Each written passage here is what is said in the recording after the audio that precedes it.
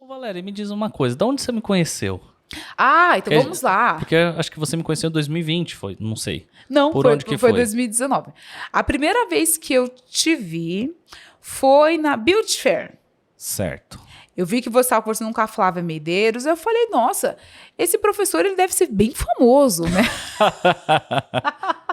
Todo bem alinhado, né? Todo bem trajado. Eu falei, Sim. ele deve ser bem famoso.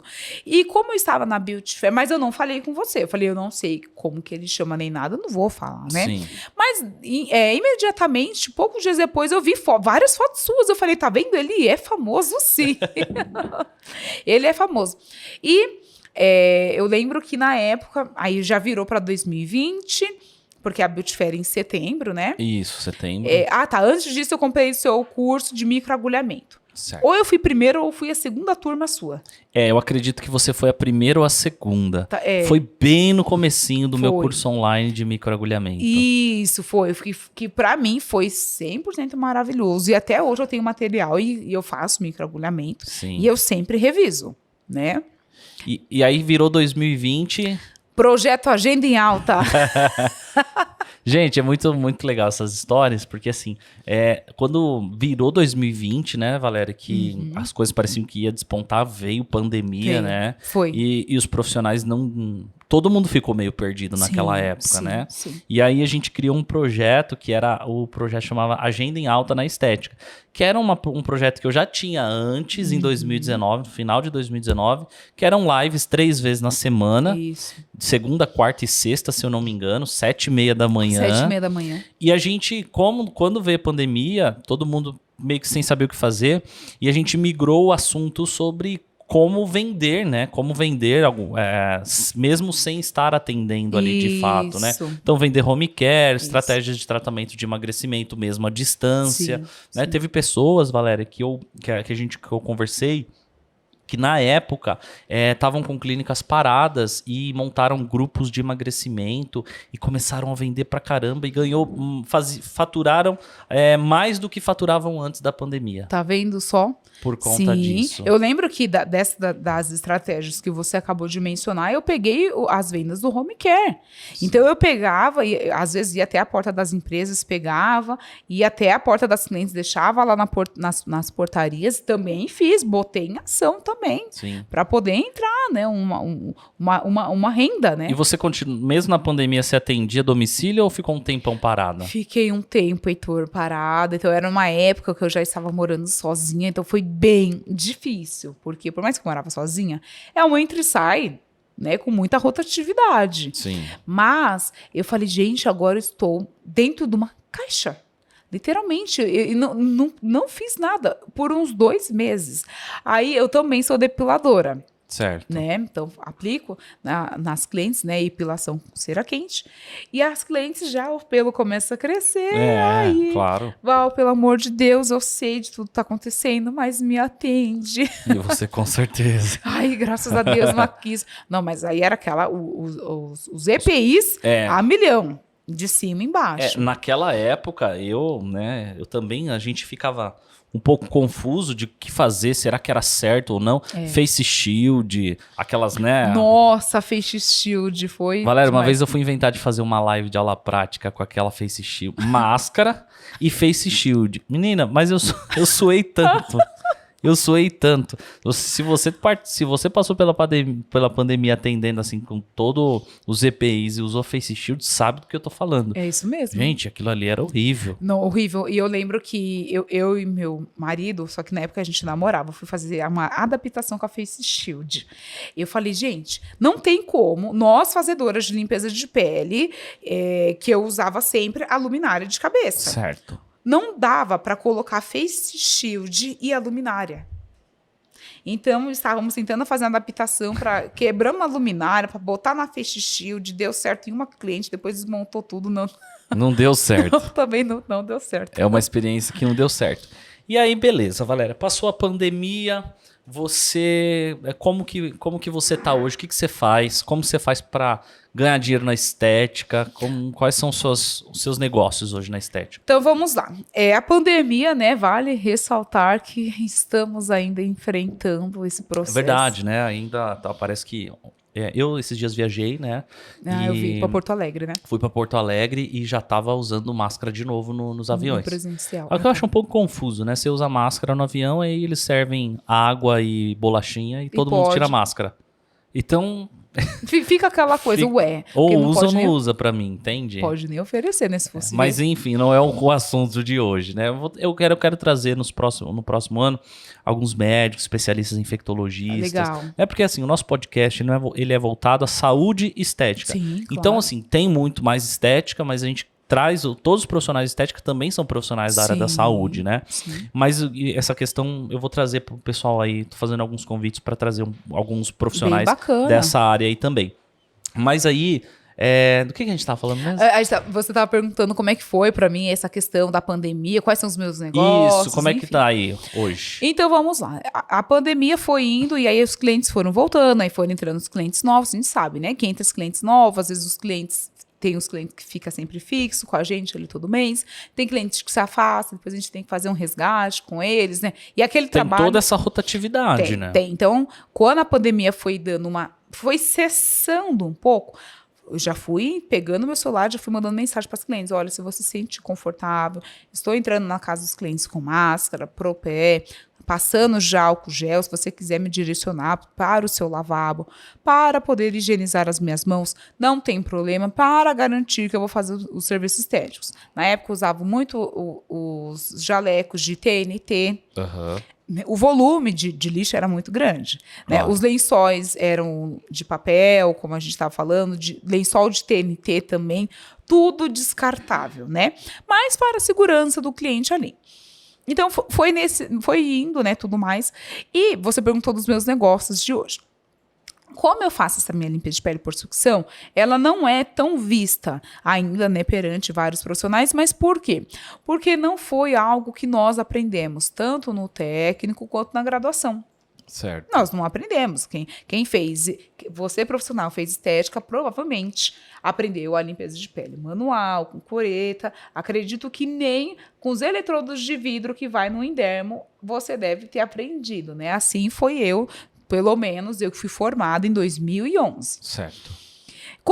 Mas eu trabalhei no Instituto Francês, na Ana Pegova, e vi que era possível, sim, tirar os cravos com uma caneta extratora acoplada numa fonte de energia, que no caso é em dermologia. Certo. Nossa, que resultado! Os cravos saem, por exemplo, região da orelha, que às vezes o cliente tem muito cravo, então ao invés de você vir com aquela cureta, que dói muito, a caneta extratora suga os cravos perfeitamente bem. Então, as profissionais começaram a se interessar. Ai, Val, e não sei o quê. Eu falei, olha, aí dava dicas, só que aí depois eu entrava em contato com elas, e aí, tá dando certo? Ah, não, porque eu não sei limpar essa caneta, entope.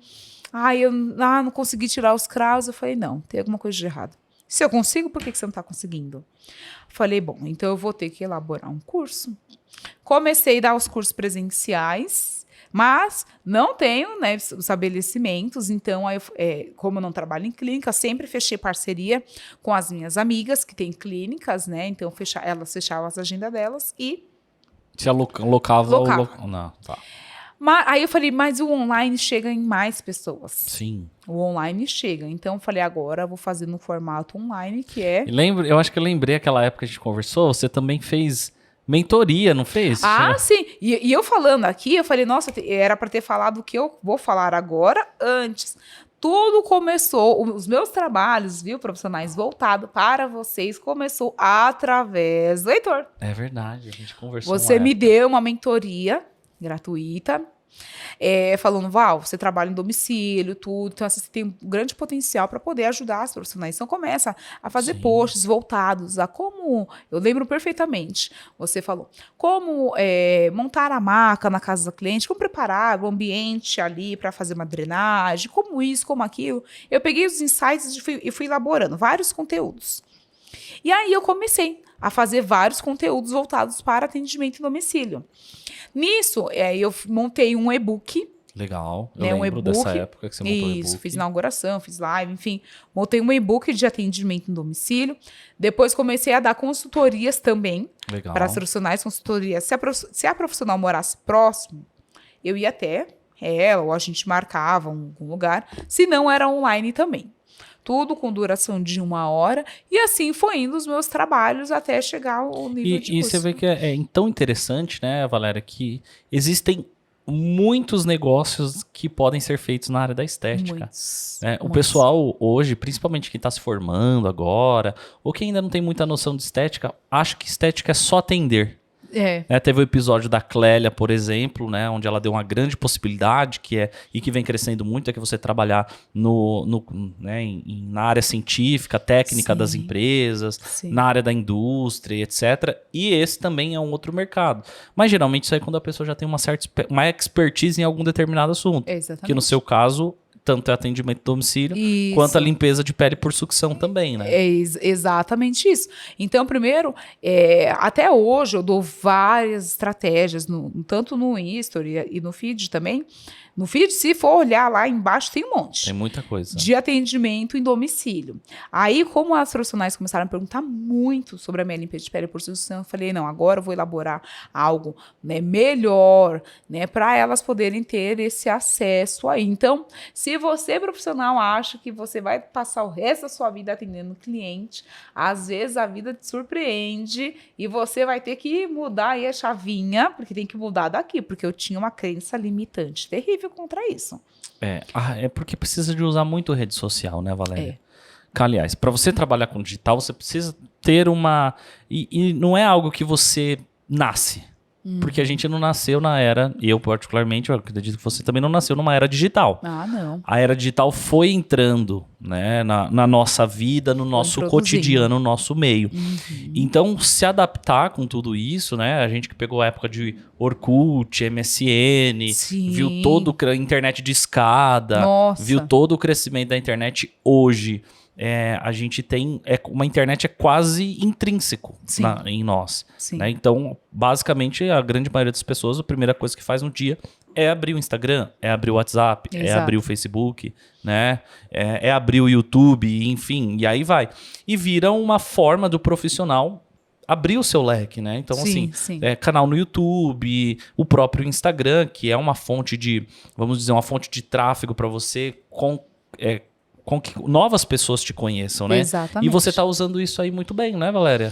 Olha, Heitor, muito obrigada por esse reconhecimento, porque é muito difícil, né? Mas, né, você trabalha mais do que eu, então você sabe, né, como é. Então, assim, tem uns horários, você não pode postar tudo que você quer 3 horas da manhã. Ninguém vai curtir, não vai ter nada. Não. Então, tem os horários dos engajamentos, os horários dos posts, né? Aí que nem os stories acaba ficando mais fácil, porque os stories é a proximidade que o dia a dia, do né? dia a dia que a pessoa vai ter com você. Agora, o feed é sua loja de roupa. Tem que estar alinhado, tem que estar bonita para a pessoa poder olhar. Nossa, eu quero ficar nesse Instagram, eu quero seguir essa pessoa, né? Então, assim, você tem que definir a sua paleta de cores, as letras que você vai colocar lá, não pode estar um dia Arial, outro dia não sei o quê, e assim vai mudando. Tudo você tem que deixar sempre encaixadinho. E para eu chegar aonde eu cheguei, que lógico, falta muito chão, com certeza, mas é através de estudo. Me joguei na internet, no YouTube, comprei cursos também para poder me ajudar a cuidar do meu Instagram. E hoje é você que faz tudo no seu Instagram. Exatamente. Desde o primeiro history até da live, tudo. Só eu. Certo. Só eu. E aí me diz uma coisa, Valéria. Quais são hoje, basicamente, a gente tá falando... Porque as estratégias, elas mudam ao decorrer dos dias, né? Sim. Aí, o Instagram, principalmente ele hoje, eu não uso TikTok, não sei você. Eu tenho a conta lá, mas... Eu acho que você... A nossa geração não é TikTok. Eu também tenho uma conta lá, mexi alguns tempos e larguei de mão também. Não sei se então. Porque assim, já tem muito, né? Instagram, YouTube, Facebook, WhatsApp, grupos, Telegram, né? Muita coisa. E ainda mais e talvez falta entendimento. Tem que ter alguma pessoa que manje da plataforma, assim, para mexer nisso. Mas hoje, 2022, final de ano, a gente tá aqui. Quais as estratégias que você tem mais usado aí para captar mais clientes?